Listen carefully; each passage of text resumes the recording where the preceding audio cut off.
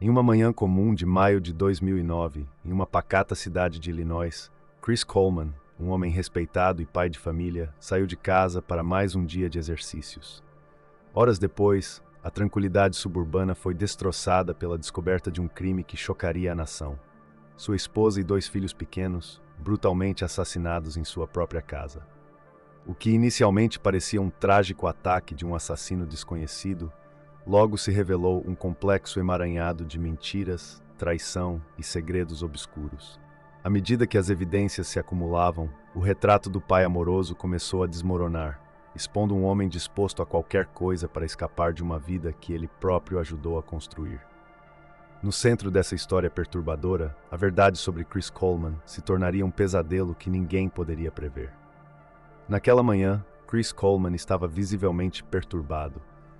Havia uma razão. Recentemente, ele começara a receber ameaças de morte direcionadas à sua esposa e aos filhos pequenos. Diante desse cenário, surge a questão: por que ele se arriscaria a deixá-los sozinhos? E por que essa urgência, quando ele estava a apenas alguns minutos de casa? Christopher Coleman, mais conhecido como Chris, nasceu em 1977, filho de Ron e Connie Coleman, ambos pastores evangélicos cristãos. Chris era o mais quieto e reservado entre seus 2 irmãos. Na escola primária, era descrito como uma criança gentil, um jogador de equipe, alguém que nunca perdia a paciência. No ensino médio, sua vida tomou um novo rumo quando um recrutador do Corpo de Fuzileiros Navais dos Estados Unidos visitou sua escola. Inspirado, Chris se alistou nos fuzileiros logo após concluir o ensino médio. Aos 22 anos, enquanto participava de um seminário de treinamento K-9 em uma base da Força Aérea em San Antonio, Chris conheceu Sherry Weiss. Sherry, então com 21 anos, era uma oficial da Polícia Militar da Força Aérea, também em treinamento. Sherry nasceu em 1977, filha de Angela DeSico e Donald Weiss, e foi criada no condado de Cook, Illinois. 3 meses após se conhecerem, em agosto de 2007, Chris levou Sherry para Chester, Illinois, para apresentar aos seus pais. Desde o primeiro encontro, Sherry não causou uma boa impressão nos pais de Chris.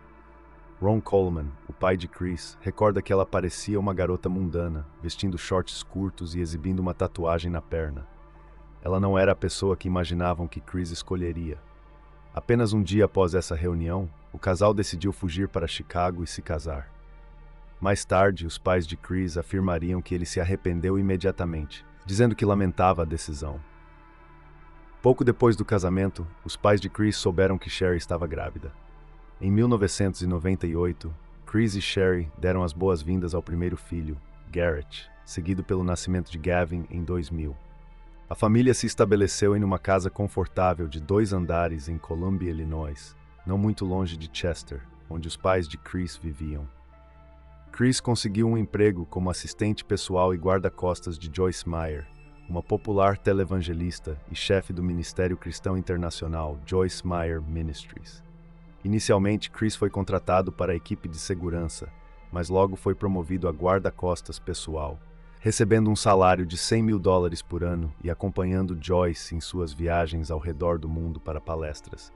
Essas viagens, embora oferecessem vantagens financeiras, tinham um preço. Chris estava frequentemente longe de casa, o que gerava tensões em seu casamento com Sherry. Ela se queixava de que ele não era mais carinhoso e confidenciava a amigas que, após um raro momento de intimidade, ele a advertiu para não interpretar aquilo como amor. Além disso, discussões sobre dinheiro se tornaram frequentes. Chris era o único provedor de renda, enquanto Sherry gostava de fazer compras e de doar para instituições de caridade, o que agravava as tensões. Apesar das dificuldades, Sherry ainda amava Chris e não estava disposta a desistir do casamento. No entanto, em 2008, o relacionamento deles entrou em um declínio acentuado. Chris confidenciou a amigos que planejava se divorciar de Sherry após as festas de fim de ano. Nesse mesmo período, Sherry começou a suspeitar que Chris estava tendo um caso com uma antiga amiga do colégio, que ela mesma havia apresentado a ele. Amargamente, Sherry disse a uma amiga que suspeitava que essa mulher, chamada Tara Lintz, fosse a amante de seu marido, e até mostrou uma foto de Tara no Facebook. Mesmo assim, Sherry ainda queria salvar o casamento. No final daquele ano, o destino do casal parecia cada vez mais incerto. Em 14 de novembro de 2008, Chris começou a receber e-mails e cartas ameaçadoras. Essas mensagens expressavam um ódio intenso por Joyce Meyer, a televangelista para quem ele trabalhava como guarda-costas. No entanto, o conteúdo das ameaças era curioso e preocupante. Em vez de serem direcionadas a Joyce, as mensagens ameaçavam causar danos a Chris e sua família. Uma das mensagens dizia, em parte para Joyce parar de pregar, ou a família de Chris morreria. O remetente deixava claro que, se não conseguisse alcançar Joyce, atacaria alguém próximo a ela. Se não conseguisse atingir Chris diretamente, ameaçava matar sua esposa e filhos. Diante dessas ameaças, Chris compartilhou o ocorrido com a polícia.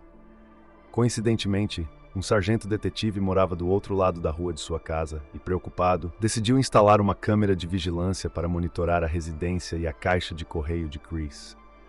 Além disso, carros de patrulha começaram a fazer rondas frequentes nas proximidades de sua casa, na tentativa de proteger a família. As mensagens continuaram a chegar regularmente, alimentando o medo crescente. Em 27 de abril, Chris recebeu uma última carta que parecia intensificar a ameaça. A mensagem final alertava que aquele era o último aviso. O remetente afirmava que Chris não poderia se esconder para sempre, pois ele estava sempre sendo vigiado. A carta terminava com uma advertência preocupante. O pior pesadelo de Chris estava prestes a acontecer. Na manhã de 5 de maio de 2009, Chris saiu de casa às 5h43 da manhã, na Robert Drive, para se exercitar em uma academia do outro lado do rio, em St. Louis. Antes de sair, em vez de acordar sua esposa Sherry, ele decidiu ligar para ela no exato momento em que estava saindo da garagem, tentando garantir que ela estivesse acordada. No entanto, ela não atendeu. Preocupado, Chris enviou várias mensagens de texto para Sherry, mas não recebeu nenhuma resposta.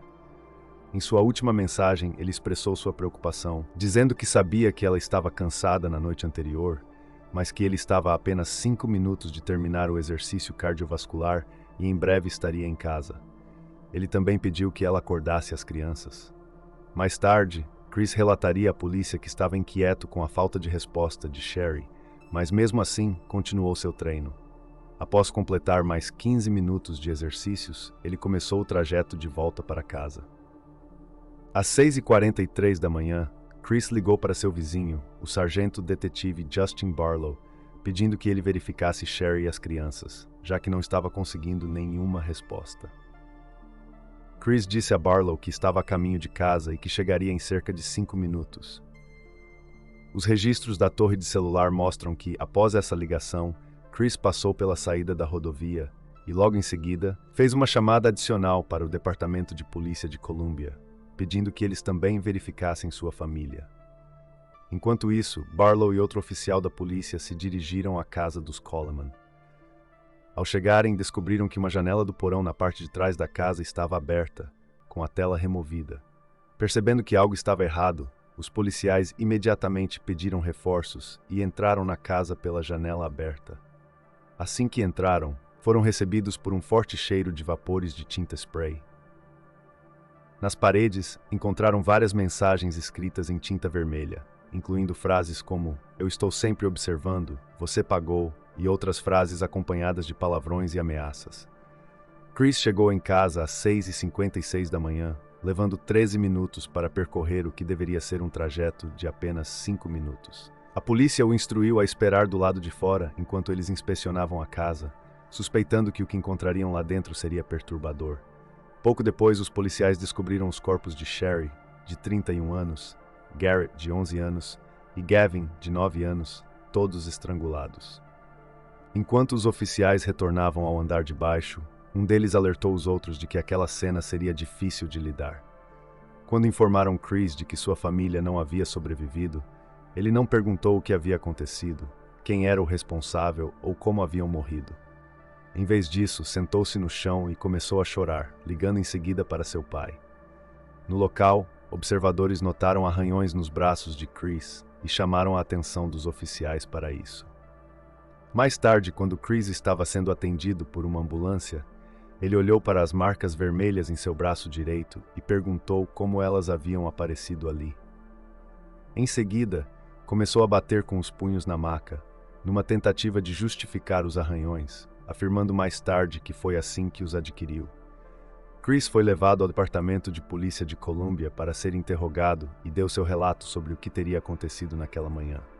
Ele afirmou que havia programado o despertador para tocar às 5:30 da manhã, usando o próprio telefone como alarme. Ao acordar, Chris disse que foi ao banheiro, vestiu suas roupas de ginástica e tentou acordar sua esposa, Sherry, mas ela não respondeu. Como era seu hábito, ele decidiu ir à academia, localizada em South County, St. Louis. Enquanto estava na academia, Chris relatou que enviou várias mensagens de texto para Sherry, mas não recebeu resposta. Ele mencionou que talvez tenha até ligado para ela, mas não tinha certeza. Ele disse que poderia verificar seu telefone, se fosse necessário, mas continuou insistindo que Sherry não respondeu a nenhuma de suas tentativas de contato. Por volta das 6 horas, Chris começou a ficar preocupado, pois era incomum Sherry não responder. Ele explicou que, embora às vezes ela não atendesse o telefone por estar no chuveiro, ela sempre retornava a ligação imediatamente, o que não aconteceu naquela manhã. Durante o interrogatório, Chris mencionou que estava com frio e pediu um cobertor aos oficiais. Os policiais atenderam ao pedido, mas observaram que Chris usou o cobertor apenas para cobrir o braço que estava arranhado. Além disso, em nenhum momento do interrogatório, Chris perguntou se o sistema de segurança da sua casa ou do seu vizinho havia sido verificado para tentar identificar o assassino. Contudo, a polícia já havia analisado as gravações de segurança do vizinho e sabia que ninguém, além de Chris, havia entrado ou saído da casa naquela manhã. Os oficiais também perguntaram a Chris se ele estava enfrentando problemas conjugais. Ele negou, mas admitiu ter uma amiga próxima chamada Tara Lintz, que Sherry havia lhe apresentado em novembro do ano anterior. No entanto, ele insistiu que eles eram apenas amigos. Entretanto, Tara Lintz já estava sendo interrogada na Flórida e admitiu que ela e Chris estavam de fato tendo um caso amoroso. Ela revelou que eles planejavam se casar no ano seguinte e que Chris pretendia entregar os papéis do divórcio a Sherry naquele mesmo dia, o dia em que ela foi assassinada. Durante o interrogatório de Chris, a polícia estava recebendo informações constantes da análise inicial das evidências físicas. Essas evidências mostravam claramente que a hora da morte das vítimas havia ocorrido bem antes do horário que Chris afirmava ter saído de casa. Os detetives, utilizando estratégias especializadas de interrogatório, tentaram fazer Chris confessar, à medida que a verdade se tornava cada vez mais evidente. Eles confrontaram Chris com as discrepâncias em seu relato, afirmando que a evidência física indicava que Sherry e as crianças já estavam mortas antes de ele ter saído para a academia naquela manhã. Os detetives pressionaram Chris, dizendo que ele estava em um ponto crucial, onde precisava contar a verdade para que eles pudessem entender o motivo por trás do crime. Eles enfatizaram que já sabiam o que havia acontecido, mas precisavam que Chris explicasse por que aconteceu. O interrogatório continuou, com os detetives tentando fazer Chris admitir o que ele havia feito, repetidamente dizendo que a evidência não mentia e que Sherry e as crianças estavam mortas antes de Chris sair de casa.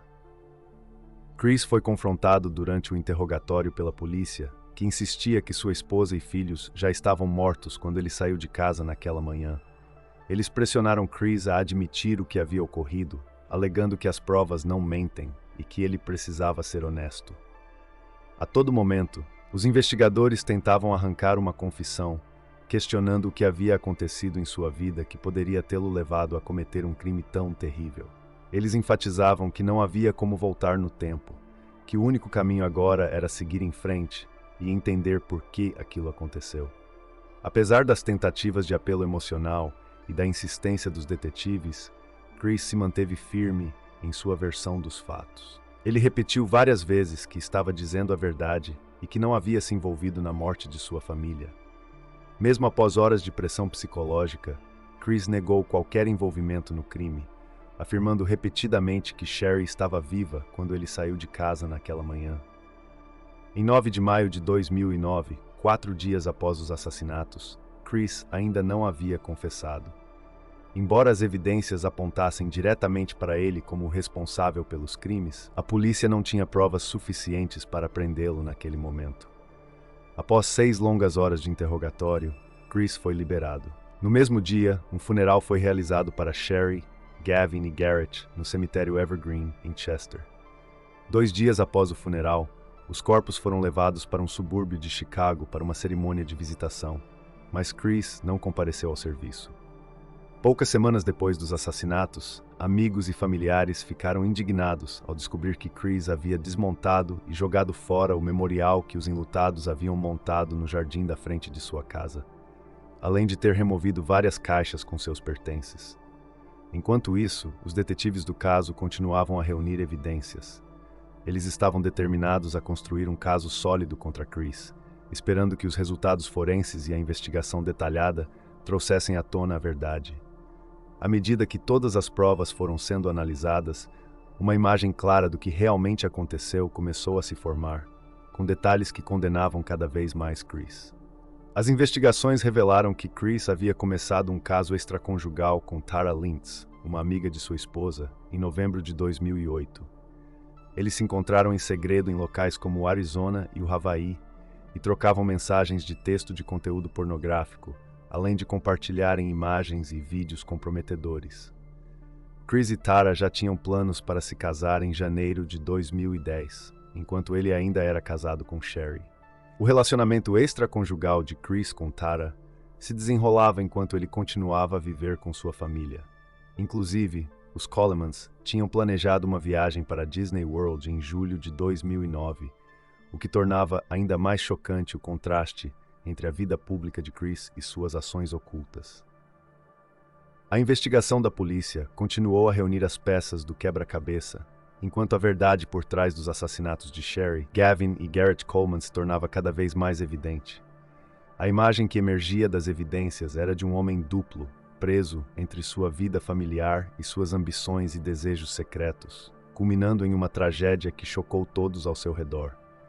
Tara não estava satisfeita com os planos de Chris e, como testemunhou posteriormente, disse a ele que não queria que ele fosse à viagem. Chris, no entanto, afirmou que havia cancelado a viagem, mas alegou que Sherry a havia remarcado para o outono. Desconfiada, Tara decidiu ligar para o Disney World para confirmar a informação. Enquanto isso, Chris já havia planejado um cruzeiro com Tara para as Ilhas Virgens, substituindo a viagem para a Disney. No verão de 2008, Sherry enviou uma mensagem de texto a uma amiga, revelando que Chris a havia agredido e expressado o desejo de deixá-la. Sherry contou que, após a agressão, procurou a chefe de Chris, Joyce Meyer, que exigiu que o casal fizesse aconselhamento matrimonial para que Chris pudesse manter seu emprego. Enfurecido, Chris enviou uma mensagem a essa mesma amiga, afirmando que Sherry havia arruinado sua vida e que ele não conseguia acreditar que não podia se livrar dela. Um amigo próximo de Chris o ouviu reclamar constantemente sobre seu casamento, dizendo que se sentia preso e que estava exausto de trabalhar entre 80 e 90 horas por semana. Ele reclamava que passava horas protegendo uma milionária que ele nem gostava, enquanto sua esposa ficava em casa, desfrutando de uma vida confortável. Chris mencionou repetidamente que ganhava $100 mil por ano, mas ainda dirigia um carro velho. Em várias conversas, Chris expressou seu descontentamento em continuar casado com Sherry, mas também seu medo de perder o emprego caso se divorciasse. Logo após o Natal daquele ano, Sherry confidenciou a amigos que Chris queria o divórcio e que ela e as crianças estavam prestes a ser deixadas de lado. Os amigos de Sherry notaram a dor e a preocupação que ela enfrentava naquele período. No entanto, uma amiga observou que, no início de abril, Sherry parecia uma pessoa completamente diferente. Ela estava alegre, animada e sempre pegava o telefone com entusiasmo quando Chris ligava. 3 dias antes dos assassinatos, Sherry e Chris foram à igreja e, durante o serviço, atenderam ao convite do altar para uma bênção de casamento, subindo juntos ao altar para recebê-la. Na noite de 4 de maio de 2009, véspera dos assassinatos, um vizinho relatou que Garrett, filho de Chris e Sherry, deveria passar a noite na casa dela para comemorar o aniversário de seu filho. Essa era uma tradição, já que Garrett sempre ia à casa desse vizinho nessa data especial. No entanto, Garrett ligou mais tarde dizendo que não poderia ir, explicando que seu pai havia dito que esta noite não era uma boa noite. Na manhã de 5 de maio de 2009, Chris acordou por volta das 5:30 da manhã, se vestiu e saiu de casa, supostamente indo para a academia. Ele começou a ligar e enviar mensagens para Sherry logo ao sair de casa e continuou durante todo o treino, tentando criar um álibi ao insistir que ela acordasse, algo que ele não tinha o hábito de fazer. No caminho de volta para casa, Chris fez ligações para o detetive Barlow e para a delegacia de polícia, tomando uma rota tipicamente longa para voltar para casa. Quando os corpos de Sherry, Gavin e Garrett foram descobertos, Chris, seu pai e Joyce Meyer se reuniram em frente à casa. O pai de Chris, preocupado, perguntou se havia alguém que ele deveria chamar, e Chris respondeu sem hesitar: sim, Tara Lintz. Algumas horas após o assassinato, Chris Coleman enviou uma mensagem de texto para Tara Lintz, sua amante, como se nada tivesse acontecido. Incrivelmente, ninguém da família de Sherry Coleman foi informado sobre a morte dela e dos filhos por vários dias, aumentando o mistério e o horror em torno do caso. A investigação revelou que a hora da morte da família Coleman ocorreu muito antes de Chris afirmar ter saído para a academia naquela manhã fatídica. Os detetives recorreram ao renomado patologista Dr. Michael Baden, conhecido por sua participação na série da HBO Autopsy. Baden estimou que a morte provavelmente ocorreu por volta das 3 da manhã e, dependendo das condições, poderia ter acontecido ainda mais cedo. O ponto crucial era que, definitivamente, Sherry e as crianças já estavam mortas antes de Chris deixar a casa. Ao examinar os extratos bancários de Chris dos 3 meses anteriores, a polícia descobriu que ele havia comprado a mesma marca e cor exata de tinta spray vermelha que foi usada para escrever as mensagens nas paredes da casa. Quando confrontado, Chris alegou que o assassino encontrou a tinta spray em sua casa e a utilizou para incriminá-lo. As cartas e e-mails ameaçadores que Chris havia recebido continham erros de ortografia idênticos aos que ele costumava cometer em outras comunicações. Entre esses erros, estavam várias palavras que foram escritas incorretamente nas mensagens ameaçadoras. Além disso, o DNA encontrado sob as unhas de Sherry era consistente com o DNA de Chris, embora não fosse uma correspondência definitiva. A unidade de crimes cibernéticos determinou que os e-mails ameaçadores foram enviados do laptop de Chris, utilizando suas informações de login. Eventualmente, Chris Coleman foi preso e acusado de 3 homicídios de primeiro grau. O caso foi marcado por longos atrasos, mas o julgamento finalmente começou em 25 de abril de 2011, em Waterloo, Illinois. Os jurados foram selecionados de um condado diferente para evitar qualquer alegação de um júri contaminado. Durante o julgamento, várias testemunhas foram chamadas, incluindo Joyce Meyer, chefe de Chris. Joyce testemunhou sobre a possibilidade de Chris perder o emprego se o caso extraconjugal fosse descoberto. Quando questionada sobre o impacto que um caso extraconjugal poderia ter no emprego de Chris, Joyce afirmou que, se ela soubesse que Chris estava tendo um caso enquanto ainda era casado, isso poderia ter afetado significativamente sua posição. Ela explicou que houve casos anteriores em que funcionários foram demitidos por situações semelhantes. No entanto, Joyce também esclareceu que um divórcio por si só não resultaria necessariamente na perda do emprego, a menos que envolvesse imoralidade, como no caso de um adultério. A promotoria lutou para que as mensagens de texto e conversas entre Sherry e seus amigos fossem aceitas como prova, para ajudar a estabelecer o motivo de Chris. A defesa de Chris argumentou que essas mensagens eram meramente boatos e que sua admissão violaria o direito de Chris de confrontar testemunhas, conforme garantido pela Sexta Emenda. A acusação rebateu, afirmando que ao matar Sherry, Chris perdeu qualquer direito de questionar sua esposa no tribunal. A defesa de Chris tentou sustentar a teoria de que alguém havia hackeado seu computador para enviar as mensagens ameaçadoras e que essa pessoa havia invadido a casa da família para cometer os assassinatos. No entanto, Chris não testemunhou durante os 9 dias de julgamento. Em 5 de maio de 2011, exatamente 2 anos após os assassinatos, o júri deliberou por 15 horas ao longo de 2 dias e retornou com veredictos de culpado em todas as 3 acusações de homicídio de primeiro grau. Durante as deliberações, um jurado revelou que acreditava que o júri estava prestes a se tornar um júri empatado, até que eles inspecionaram uma foto de Chris e Tara, com uma data impressa no verso, 28 de outubro de 2008. Esse detalhe confirmou que o casal já estava envolvido em um caso antes mesmo de admitirem, aumentando a possibilidade de que Chris havia planejado os assassinatos e fabricado as mensagens ameaçadoras como resultado do caso. Dias após a condenação, Chris renunciou ao direito de ser sentenciado pelo júri, colocando seu destino nas mãos do juiz. O juiz então condenou Chris a 3 sentenças de prisão perpétua, sem a possibilidade de liberdade condicional.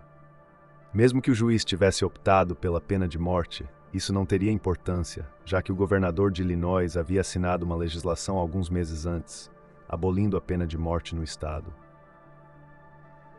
Em 4 de maio de 2011, um dia antes de Chris ser considerado culpado de homicídio, uma ação civil foi movida em nome de Sherry Coleman e seus 2 filhos contra Chris, Joyce Meyer Ministries, e o filho de Joyce, a quem Sherry havia relatado as mensagens ameaçadoras.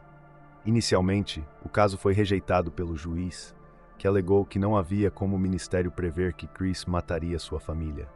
Contudo, em apelação, o tribunal citou a gravidade das ameaças, afirmando que elas eram tão extremas que era razoável prever que algo trágico poderia acontecer à família, tornando o ministério responsável por investigar as ameaças e proteger a família. Além do processo judicial, a família de Sherry também queria que os corpos dela e dos meninos fossem retirados de Chester, a cidade natal de Chris, e levados de volta para o subúrbio de Chicago, onde Sherry cresceu. Chris e sua família lutaram para manter os corpos em Chester, mas um juiz decidiu que um assassino condenado não deveria ter controle sobre onde suas vítimas seriam sepultadas. Caso os corpos permanecessem em Chester, Chris eventualmente seria enterrado ao lado da família que ele assassinou. Em dezembro de 2012, os corpos de Sherry, Gavin e Garrett foram exumados de seus túmulos no cemitério Evergreen, em Chester, e transferidos para o subúrbio de Chicago, onde Sherry cresceu. A lápide que marcava o túmulo de Sherry e dos meninos permaneceu no cemitério Evergreen, pois havia sido paga por Ron e Connie Coleman, pais de Chris.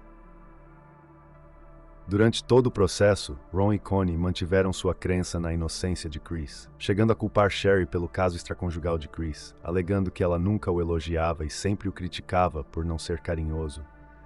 Em uma entrevista em abril de 2018, Chris continuou a afirmar sua inocência, alegando que havia sido incriminado. No mesmo programa, Ron Coleman, pai de Chris, também proclamou a inocência do filho, acrescentando que um caso extraconjugal não seria motivo para assassinatos. Ele chegou a afirmar que Tara Lynch estava apenas suprindo uma necessidade de Chris na época, já que Sherry não estava cuidando dele adequadamente. Connie Coleman faleceu em junho de 2020. Chris, originalmente encarcerado no Centro Correcional de Pontiac, próximo a Chicago, foi transferido mais tarde naquele ano para a Instituição Correcional de Dodge, em Wisconsin, por razões de segurança, devido à gravidade do caso. Em 2014 e 2018, os advogados de Chris solicitaram um novo julgamento, alegando que as datas no verso das fotos, que levaram os jurados à condenação, não estavam entre as evidências permitidas. Um juiz concedeu uma audiência probatória em 2019, mas acabou negando o pedido de um novo julgamento. Em setembro de 2020, uma audiência remota foi realizada durante a pandemia de Covid-19, esgotando assim as opções de apelação e recursos pós-condenação de Chris. Coleman está programado para passar o resto da vida na prisão. A opinião pública sobre Chris Coleman é dividida, mas muitos não conseguem conceber como alguém poderia estrangular não apenas crianças, mas os próprios filhos. A história de Chris é frequentemente vista como um exemplo de como alguns criminosos se acham tão espertos que passam meses planejando o crime perfeito, apenas para deixar um rastro de evidências que inevitavelmente levam à sua condenação. No fim, o véu de respeitabilidade que Chris Coleman usava se rasgou, revelando a fria realidade por trás de seus atos. Apesar de sua insistência em ser inocente, as provas se ergueram como um muro intransponível, desnudando suas intenções e seu egoísmo, livre dos laços que ele mesmo jurou proteger. O veredicto de culpa, vindo exatamente 2 anos após o massacre de sua família, não foi apenas uma condenação judicial, mas uma declaração definitiva de que ninguém, por mais que planeje, pode escapar das consequências de seus próprios demônios. Condenado a passar o resto de seus dias na escuridão da prisão, Chris Coleman se tornou o protagonista de uma tragédia cruel. O homem que sacrificou tudo o que amava em nome de uma ilusão apenas para descobrir que o preço da liberdade era a perda de sua própria alma.